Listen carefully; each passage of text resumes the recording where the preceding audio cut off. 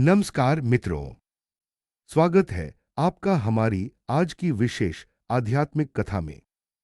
क्या स्त्रियों से संबंध बनाना पाप है या पुण्य? यह प्रश्न सदियों से मनुष्य के मन को विचलित करता आया है। एक ओर धर्म कहता है संयम रखो, दूसरी ओर प्रकृति कहती है प्रेम करो। तो आखिर सच्चाई क्या है? वाचक वेद कहते हैं स्त्री और पुरुष दोनों सृष्टि के दो पक्ष हैं, जैसे सूर्य और चंद्र, अग्नि और जल। इन दोनों के बिना जीवन की धारा अधूरी है। परंतु जब यह संबंध केवल शरीर तक सीमित रह जाए तो वही पुण्य को पाप में बदल देता है। दृश्य एक एक प्राचीन आश्रम का वातावरण, पक्षियों की चहचहाहट, नदी की कलकल ध्वनि, हिमालय की गोद में स्थित एक आश्रम जहां ऋषि आत्रेय अपने शिष्य देवदत्त को जीवन के रहस्य सिखा रहे हैं। देवदत्त जिज्ञासु स्वर में, गुरुदेव, एक बात मेरे मन को बहुत विचलित करती है। शास्त्रों में कहा गया है कि स्त्री से संबंध पाप है, परंतु विवाह में वही संबंध पुण्य कैसे बन जाता है? ऋषि आत्रेय मृदु स्वर में मुस्कराते हुए, पुत्र, प्रश्न अच्छा है। जो लोग बिना समझे धर्म का पालन करते हैं वे केवल भय में जीते हैं। धर्म का सार भय नहीं, समझ है। देखो देवदत्त, स्त्री कोई वस्तु नहीं है, वह शक्ति है, वह माता, सहचरी और प्रेरणा है। देवदत्त, लेकिन गुरुदेव, यदि शक्ति ही है तो संसार में इतना भ्रम क्यों है? लोग कहते हैं स्त्री मोक्ष में बाधा है। ऋषि आत्रेय, यह अज्ञान की बात है पुत्र। जब मनुष्य काम में फंस जाता है तो वही संबंध उसे नीचे गिरा देता है, पर जब वही संबंध प्रेम, करुणा और धर्म से जुड़ता है तो वह मोक्ष का मार्ग बन जाता है। इसीलिए श्री कृष्ण ने गीता में कहा, कर्म ही बंधन का कारण है, पर वही कर्म मुक्ति का साधन भी। कथा का विस्तार। एक बार एक साधु जंगल में तप कर रहे थे। एक दिन एक सुंदर कन्या वहां जल लेने आई। साधु के मन में हल्का सा विचार आया, यह स्त्री कितनी सुंदर है। उसी क्षण साधु को अपनी चेतना में कंपन महसूस हुआ। उन्होंने ध्यान लगाया और भीतर से आवाज आई, सौंदर्य में फंसना नहीं, सौंदर्य को समझना सीखो। साधु ने पूछा, प्रभु कैसे समझूं?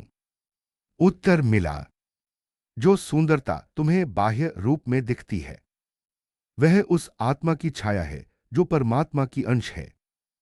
यदि तुम शरीर की ओर देखोगे तो पाप होगा, और यदि आत्मा की ओर देखोगे तो वही संबंध पुण्य बन जाएगा। वाचक का स्वर।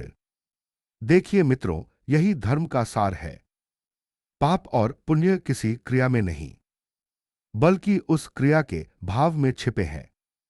विवाहेतर संबंध हो या वैवाहिक प्रेम, यदि उसमें स्वार्थ, वासना या असत्य है तो वह पाप है। लेकिन यदि उसमें सम्मान, विश्वास और आत्मीयता है तो वह केवल पुण्य नहीं बल्कि भक्ति का रूप है। ऋषि की वाणी में ज्ञान। पुत्र, सृष्टि में हर संबंध परमात्मा की लीला है। स्त्री को केवल देह समझना अज्ञान है। वह उस शक्ति का प्रतीक है जिसने ब्रह्मांड रचा। देवी पार्वती के बिना शिव भी श्मशानवासी हैं। राधा के बिना कृष्ण की लीलाएं अधूरी हैं। सीता के बिना राम का धर्म अधूरा है। इसलिए स्त्री से संबंध बनाना पाप नहीं, परिस्थिति, भावना और उद्देश्य ही यह तय करते हैं कि वह संबंध पुण्य है या पाप। पिछले भाग में हमने जाना कि संबंधों की पवित्रता भावना पर निर्भर करती है। अब चलिए एक और गहराई में उतरते हैं। आखिर स्त्री की सृष्टि क्यों हुई? क्या वह केवल पुरुष के सुख के लिए है, या फिर सृष्टि के संतुलन का कोई गहरा रहस्य छिपा है? दृश्य एक आश्रम में सुबह का समय। सूर्य की किरणें नदी पर झिलमिला रही हैं। ऋषि आत्रेय ध्यान से उठकर बैठते हैं।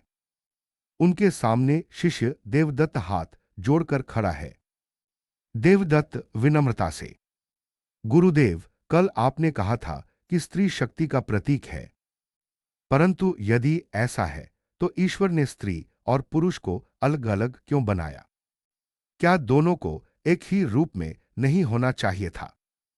ऋषि आत्रेय गंभीर पर मृदु स्वर में, पुत्र, बहुत गूढ़ प्रश्न पूछा है तुमने। सृष्टि की शुरुआत में केवल एक चेतना थी।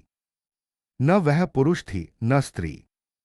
जब परमात्मा ने सृष्टि रचने का विचार किया, तब उसने अपनी ही शक्ति को दो भागों में विभाजित किया, पुरुष और प्रकृति। वही पुरुष शिव कहलाए और वही शक्ति शक्ति पार्वती आद्या देवी प्रकृति। देवदत्त, तो क्या स्त्री स्वयं ईश्वर की शक्ति है? ऋषि आत्रेय मुस्कराकर, बिल्कुल पुत्र है। जैसे अग्नि बिना ताप के अधूरी है, वैसे ही परमात्मा बिना शक्ति के अधूरा है। स्त्री वही शक्ति है जो सृजन करती है। वह केवल देह नहीं, वह सृष्टि की चेतना है। इसीलिए देवी को कहा गया, या देवी सर्वभूतेषु मातृरूपेण संस्थिता नमस्तस्यै नमः, अर्थात जो हर प्राणी में मातृरूप से स्थित है, उसे बारंबार नमस्कार है। देवदत्त, लेकिन गुरुदेव, फिर लोग क्यों कहते हैं कि स्त्री मोह का कारण है? ऋषि आत्रेय, पुत्र, यह तो दृष्टि का भ्रम है। जैसे कोई व्यक्ति अग्नि से भोजन पकाता है तो वही अग्नि जीवनदाता बनती है, और कोई उसी अग्नि से किसी का घर जला दे तो वही विनाशक बन जाती है। स्त्री भी वही अग्नि है। जब उसे सम्मान और प्रेम से देखा जाता है तो वह शक्ति बनती है। जब उसे वासना से देखा जाता है तो वह मोह का कारण प्रतीत होती है। इसलिए शास्त्र कहते हैं, दृष्टिर्भवति दोषाय दृष्टा भवति मोक्षदा, यानी दृष्टि ही दोष या मोक्ष का कारण बनती है। वाचक का स्वर। यह कथन केवल एक स्त्री के लिए नहीं, बल्कि हर संबंध के लिए सत्य है। ईश्वर ने किसी को पाप या पुण्य नहीं बनाया, उसने तो केवल संभावनाएं दी हैं। मनुष्य की भावना तय करती है कि वह उस संभावना को किस रूप में उपयोग करता है। दृश्य 2 ऋषि कथा सुनाते हैं। ऋषि आत्रेय, एक बार की बात है, स्वर्गलोक में इंद्रदेव को अत्यधिक घमंड हो गया था। वे सोचने लगे, मेरे समान तेज, वैभव और आनंद किसी के पास नहीं। यह देखकर ब्रह्मा जी मुस्कराए और बोले, हे इंद्र, यदि तुम सृष्टि की वास्तविक शक्ति जानना चाहते हो तो एक दिन पृथ्वी पर जाकर एक स्त्री के जीवन को देखो। इंद्र ने अवतार लिया और एक ग्राम में एक गृहिणी के रूप में जन्म लिया। वह गृहिणी दिन रात अपने परिवार, बच्चों और समाज की सेवा करती रही। एक दिन इंद्र, जो अब स्त्री रूप में थे, ने देखा उसके पति बीमार हैं, बच्चे भूखे हैं, फिर भी वह प्रसन्न है। तभी एक ऋषि प्रकट हुए और बोले, हे इंद्र, अब समझो, यही है स्त्री की शक्ति। वह दुख में भी सृजन करती है और त्याग में भी प्रेम ढूंढ लेती है। इंद्र रो पड़े और बोले, अब समझा, ईश्वर ने स्त्री को केवल पुरुष की संगिनी नहीं, बल्कि सृष्टि की आधारशिला बनाया है। देवदत्त भावुक होकर, गुरुदेव, क्या इसीलिए कहा जाता है कि स्त्री के बिना धर्म अधूरा है? ऋषि आत्रेय, हां पुत्र, बिल्कुल। जब कोई पुरुष धर्म का पालन करता है तो वह कर्तव्य निभाता है, पर जब कोई स्त्री धर्म निभाती है तो वह भावना जगाती है। धर्म तभी पूर्ण होता है जब कर्तव्य और भावना दोनों मिलते हैं।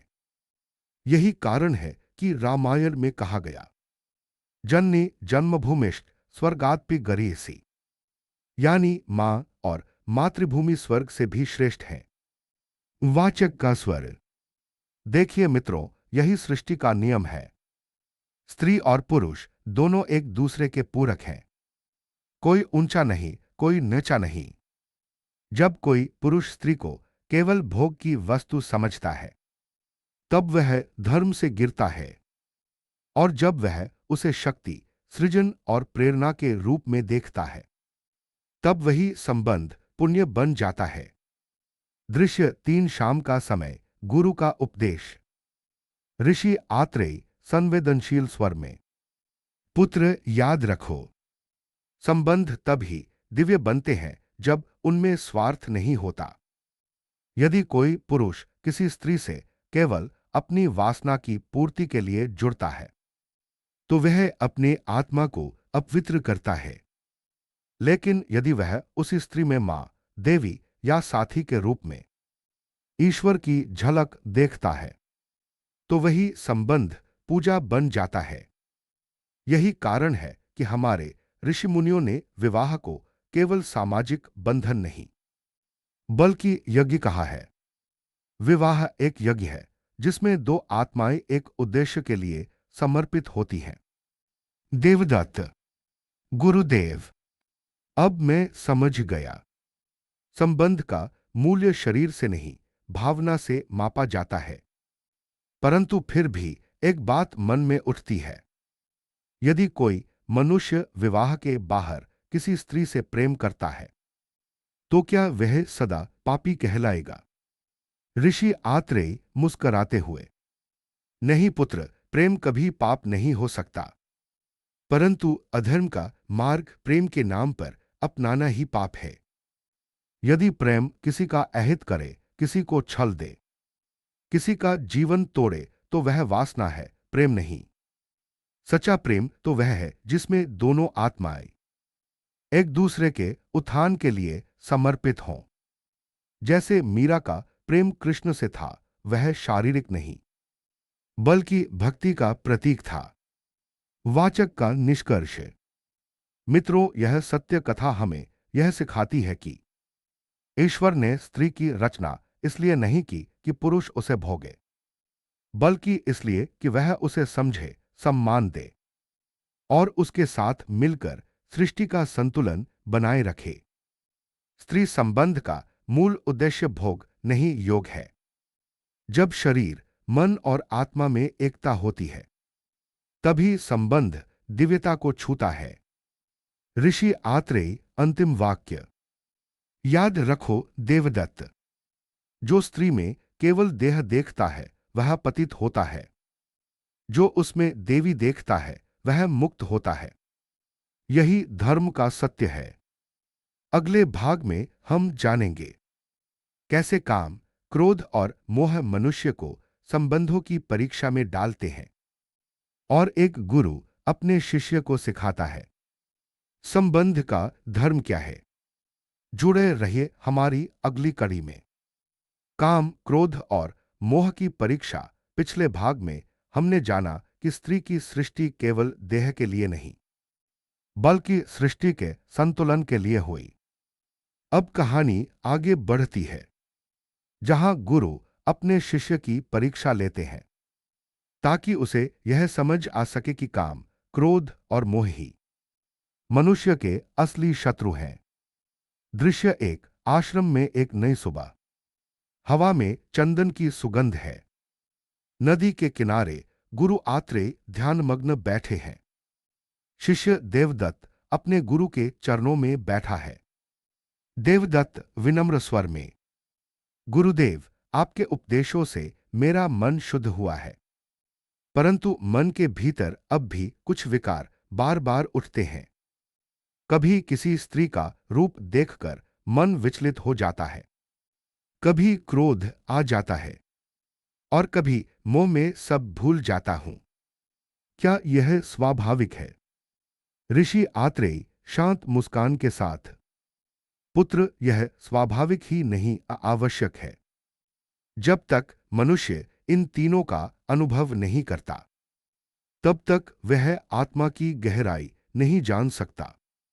काम, क्रोध और मोह, ये तीनों ही मनुष्य की परीक्षा के द्वार हैं। इन्हें नष्ट नहीं करना, बल्कि इन पर नियंत्रण पाना ही धर्म है। देवदत्त: परंतु गुरुदेव, नियंत्रण कैसे?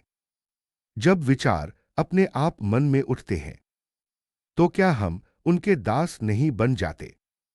ऋषि आत्रेय: नहीं पुत्र, विचार उठना पाप नहीं है। उन विचारों में बह जाना पाप है। जैसे नदी में तैरना और डूबना, दोनों अलग बातें हैं। मनुष्य यदि विचारों के प्रवाह को देखता रहे, पर उनसे जुड़ा न रहे, तो वही ज्ञान की शुरुआत है। दृश्य 2: गुरु की परीक्षा की योजना। ऋषि आत्रेय गंभीर स्वर में: देवदत्त, आज मैं तुम्हें एक परीक्षा दूंगा। तुम जंगल के उस पार जाओ, जहां एक वृद्धा और उसकी पुत्री रहती हैं। वे दोनों साधु संतों की सेवा करती हैं।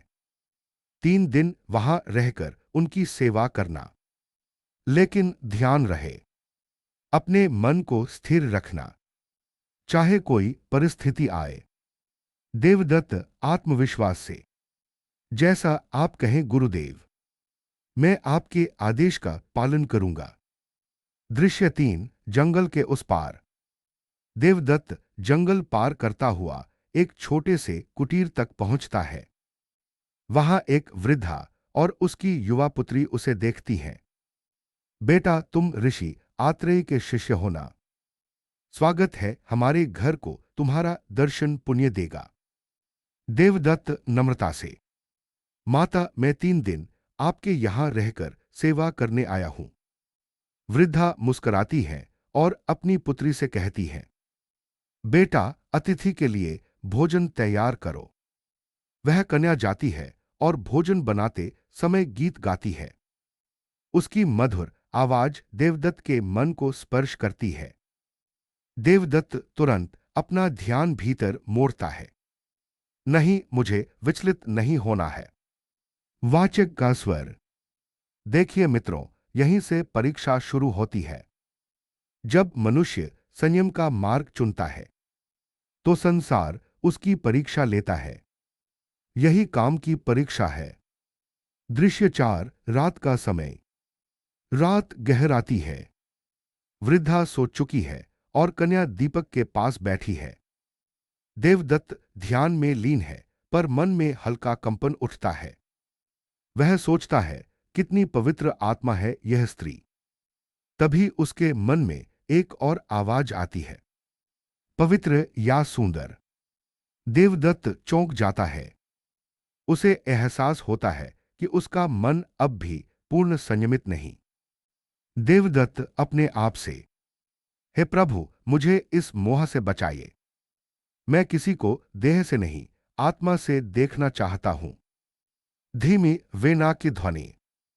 अगले दिन सुबह कन्या कहती है: मुनिवर, आप बहुत तपस्वी लगते हैं। क्या आपने कभी किसी स्त्री को सच्चे प्रेम से देखा है? देवदत्त मौन रहता है। कन्या मुस्कराती है और कहती है: जो प्रेम आत्मा से होता है, वही ईश्वर से मिलाता है। जो शरीर से होता है, वही संसार में बांध देता है। वाचक भावपूर्ण स्वर में। यही क्षण था जब देवदत्त की आंखों से पर्दा हटा। उसे समझ आ गया कि संयम केवल त्याग नहीं, बल्कि दृष्टि का परिवर्तन है। स्त्री कोई प्रलोभन नहीं, बल्कि ईश्वर की करुणा का प्रतीक है। दृश्य 5: क्रोध और मोह की परीक्षा। तीसरे दिन वृद्धा बीमार पड़ जाती है। देवदत्त उसकी सेवा करता है। तभी कुछ दुष्ट लोग वहां आते हैं और उस कन्या पर कटाक्ष करने लगते हैं। देवदत्त के भीतर क्रोध भड़क उठता है। देवदत्त गुस्से में: दुष्टों, यहां से चले जाओ, नहीं तो मैं तुम्हें शाप दूंगा। वाचक: लेकिन तभी उसे गुरु की वाणी याद आती है। क्रोध में बोलने वाला व्यक्ति सत्य भी असत्य कह देता है। देवदत्त गहरी सांस लेता है और मन में कहता है: मैं उन्हें शाप नहीं दूंगा, बल्कि उनके लिए प्रार्थना करूंगा। वह उन दुष्टों के लिए कहता है, हे प्रभु, इन्हें भी विवेक दो। यह था उसकी क्रोध पर विजय का क्षण। वृद्धा धीरे से मुस्कराती है और कहती है, बेटा, तुमने अपनी परीक्षा पार कर ली। तभी अचानक कन्या का रूप बदलने लगता है। वह स्वयं देवी सरस्वती के रूप में प्रकट होती है। देवी सरस्वती मंद स्वर में, देवदत्त, तुमने मन पर विजय पाई है। याद रखो, जो मनुष्य काम, क्रोध और मोह पर नियंत्रण पा लेता है, वही सच्चा ब्रह्मचारी और सच्चा भक्त कहलाता है। स्त्री से संबंध पाप नहीं, जब तक वह सम्मान और प्रेम से जुड़ा हो, परंतु वासना का संबंध वही आत्मा को बांधता है। दृश्य 6, आश्रम में वापसी। देवदत्त आश्रम लौटता है। गुरु आत्रेय मुस्कराते हुए पूछते हैं, परीक्षा कैसी रही पुत्र? देवदत्त विनम्र स्वर में, गुरुदेव, मैं समझ गया। स्त्री से संबंध तब पवित्र है जब वह आत्मा से जुड़ा हो, और पाप तब बनता है जब वह केवल शरीर से जुड़ता है। मैंने जाना कि काम हमें भोग में बांधता है, क्रोध हमें बुद्धि से वंचित करता है, और मोह हमें सत्य से दूर ले जाता है। ऋषि आत्रेय संतोषपूर्वक, पुत्र, आज तुमने वह सीख ली जो कई जन्मों के बाद भी दुर्लभ होती है। याद रखो, जब तक मनुष्य अपने भीतर के काम, क्रोध, मोह को न पहचाने, तब तक वह धर्म की गहराई नहीं समझ सकता। स्त्री पुरुष संसार सब ईश्वर के दर्पण है। जो स्वयं को देख लेता है, वह सब में ईश्वर को देख लेता है। संगीत गूंजता है भक्ति भाव, वाचक गंभीर प्रेरणादायक स्वर में। मित्रों, यह कथा हमें यह सिखाती है कि बाहरी पाप पुण्य से अधिक महत्वपूर्ण है मन की पवित्रता। किसी स्त्री या पुरुष से संबंध बनाना तब पाप बनता है जब उसमें छल, वासना या असत्य हो, और वही संबंध तब पुण्य बन जाता है जब उसमें प्रेम, श्रद्धा और आत्मीयता हो। धर्म किसी शरीर का नहीं, वह भावना का धर्म है। यदा मनः शुद्धमस्ति तदा सर्वं शुद्धमस्ति, यदा मनः दूषितन तदा सर्वं दूषितन। जब मन शुद्ध है तब सब कुछ शुद्ध है, और जब मन दूषित है तब सबसे पवित्र कर्म भी पाप बन जाता है। अगले भाग में हम जानेंगे कृष्ण और रुक्मिणी का संवाद, प्रेम बनाम वासना, जहां भगवान स्वयं बताएंगे कि प्रेम कैसे आत्मा को ऊपर उठाता है और वासना कैसे आत्मा को बांध लेती है। जुड़े रहिए, क्योंकि यह यात्रा अब धर्म के हृदय तक पहुंचने वाली है। मित्रों, पिछले भाग में हमने जाना कि गुरु आत्रेय ने अपने शिष्य देवदत्त को काम, क्रोध और मोह की परीक्षा से गुजरकर मन की पवित्रता का रहस्य सिखाया।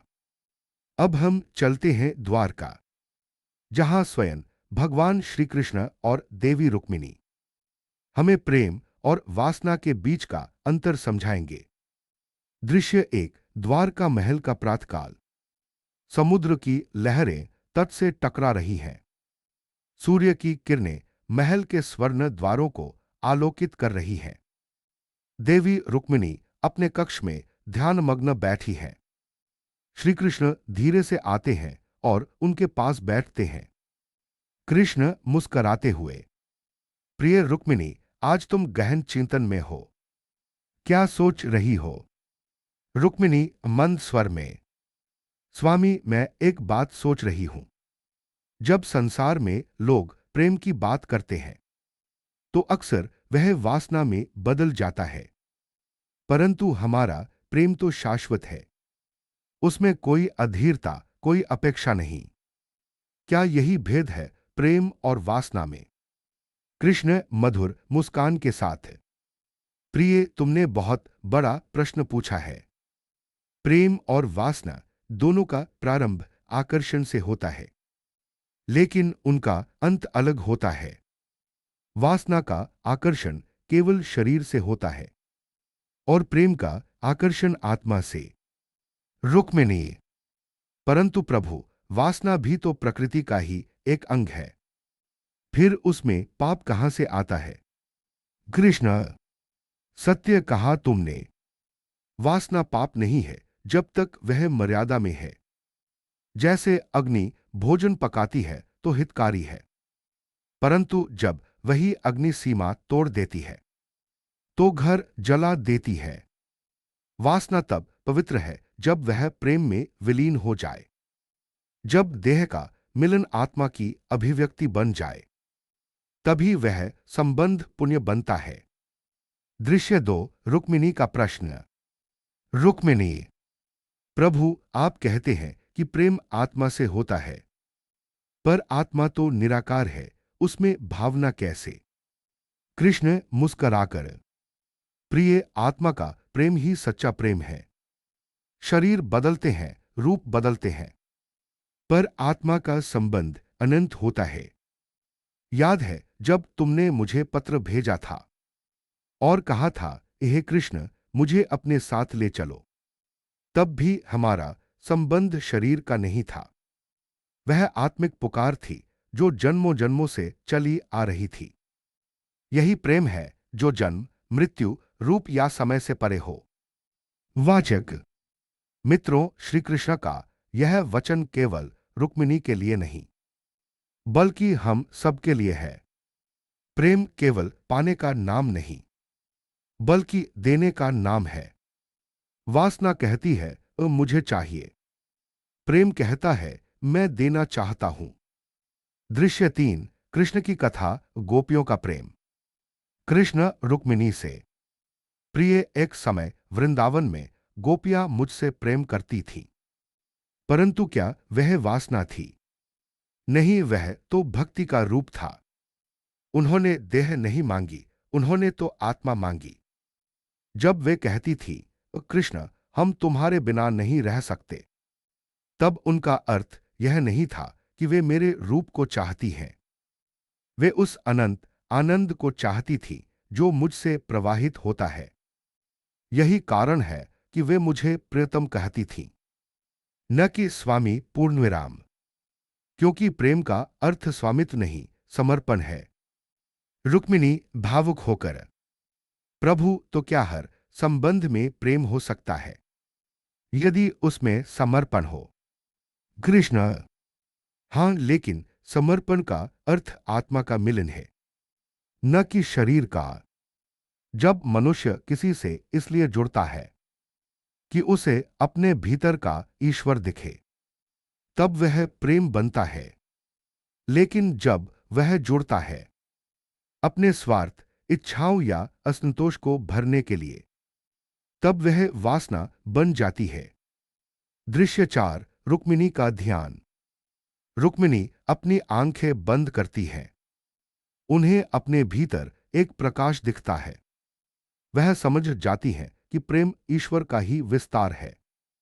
रुक्मिणी, प्रभु, अब मुझे समझ आया कि प्रेम में अपेक्षा नहीं, केवल उपस्थिति होती है।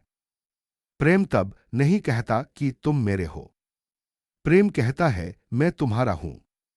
कृष्ण प्रसन्न होकर, यही सत्य है रुक्मिणी। जब प्रेम मैं और तुमसे ऊपर उठ जाता है, तब वह हम नहीं बल्कि एक बन जाता है। तब कोई पाप नहीं, कोई पुण्य नहीं, केवल परमात्मा की उपस्थिति रह जाती है। वाचक गंभीर स्वर में, यही है श्री कृष्ण का संदेश। संबंध का उद्देश्य भोग नहीं, योग है। वासना देह को जोड़ती है और आत्मा को तोड़ती है। प्रेम आत्मा को जोड़ता है और देह को पवित्र बना देता है। दृश्य 5, संवाद का समापन। रुक्मिणी, प्रभु, संसार में बहुत से लोग प्रेम के नाम पर वासना में गिर जाते हैं। क्या उन्हें मुक्ति मिल सकती है? कृष्ण मृदु स्वर में, हाँ प्रिय, यदि वे समझ ले कि उन्होंने क्या खोया। जब कोई व्यक्ति अपनी भूल को पहचान लेता है और प्रेम के सच्चे अर्थ की ओर लौट आता है, तो वही पश्चाताप उसका तप बन जाता है। अज्ञान से जो गलती हो, ज्ञान से वही पूजा बन जाती है। इसीलिए मैंने कहा, पत्रन पुष्पन फलन तोयन यो में भक्त्या प्रयच्छति। जो भी प्रेम से मुझे अर्पण करता है, मैं उसी प्रेम को स्वीकार करता हूं। वाचक, श्री कृष्ण का यह वचन हमें यह सिखाता है कि संबंध तभी पुण्य है जब उसमें श्रद्धा हो, जब उसमें आत्मा का सम्मान हो। यदि कोई स्त्री या पुरुष किसी से जुड़कर उसे ऊंचा उठाए, उसका आत्मबल बढ़ाए, तो वह संबंध दिव्य है। लेकिन यदि वह किसी को तोड़े, उसकी स्वतंत्रता छीन ले, तो वही प्रेम पाप में बदल जाता है। दृश्य 6 अंत का संदेश। कृष्ण अंतिम वाणी। रुक्मिणी, याद रखना, वासना में व्यक्ति कहता है मुझे आनंद दो, प्रेम में व्यक्ति कहता है मैं तुम्हें आनंद दूं। वासना दूसरों को उपयोग करती है, प्रेम दूसरों को पूछता है। इसलिए जो स्त्री या पुरुष अपने साथी में परमात्मा की झलक देखे, वही वास्तव में धर्मात्मा है। रुक्मिणी नतमस्तक होकर, प्रभु अब मैं समझ गई, सच्चा प्रेम पूजा है न कि अधिकार। अब मेरे लिए आप केवल पति नहीं, मेरे आराध्य हैं। कृष्ण, और तुम मेरे लिए केवल रुक्मिणी नहीं, मेरी शक्ति हो।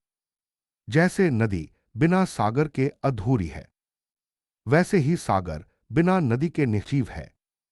प्रेम का अर्थ है दो आत्माओं का एक ही तट पर मिल जाना। हरि बोल, हरि बोल। वाचक, मित्रों, श्री कृष्ण और रुक्मिणी का संवाद हमें यह सिखाता है कि संबंधों की पवित्रता शरीर में नहीं, भावना में है। जब तक हम किसी को वासना की दृष्टि से देखते हैं, तब तक हम अंधकार में हैं। पर जब हम किसी को आत्मा की दृष्टि से देखने लगते हैं, तब वही संबंध मोक्ष का मार्ग बन जाता है। यही है प्रेम का सच्चा धर्म। जो आत्मा को जोड़ दे वही पुण्य है। नास्ति प्रेम समन धर्मन, नास्ति द्वेष समन तमः। प्रेम से बड़ा कोई धर्म नहीं और द्वेष से बड़ा कोई अंधकार नहीं।